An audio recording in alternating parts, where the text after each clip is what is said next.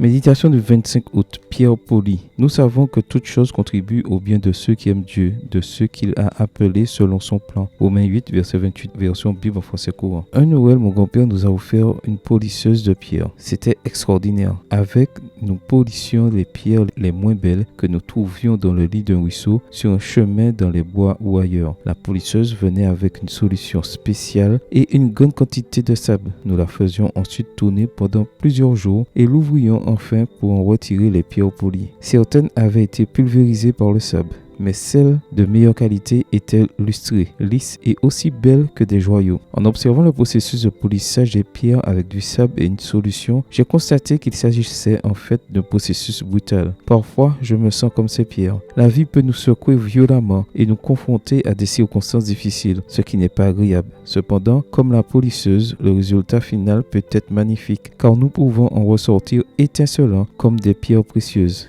Les moments difficiles de la vie peuvent adoucir certaines aspérités de notre personnalité et nous aider à devenir de meilleures personnes. Quand j'ai le sentiment que la vie me traite trop durement, j'aime regarder certaines de mes pierres magnifiquement polies et remercier Dieu de se soucier de moi et de me considérer assez précieux pour me polir. Ellen White a écrit « Les épreuves de la vie sont des agents dont Dieu se sert pour discipliner et transformer notre caractère. Il est douloureux d'être par elles taillé, épuré, ciselé, lissé, poli, broyé sous la meule. Mais c'est ainsi seulement que l'on peut devenir une pierre vivante et authentique dans l'église du Seigneur. Les matériaux ordinaires ne sont pas l'objet d'attention et de soins minutieux, mais seulement les pierres de choix dignes d'entrer dans l'édification d'un palais. Extrait du livre Message à la jeunesse, chapitre 30, page 114. Quelles sont les épreuves ou difficultés que tu as traversées récemment et qui t'ont permis de progresser dans ta foi et ton caractère? Aux jeunes comme toi, l'apôtre rappelle que Dieu qui a commencé cette œuvre bonne parmi vous, la continuera jusqu'à son achèvement au jour de la venue de Jésus-Christ. Philippiens 1, verset 6, version Bible français courant. Bonne journée à toi et que le Seigneur te bénisse.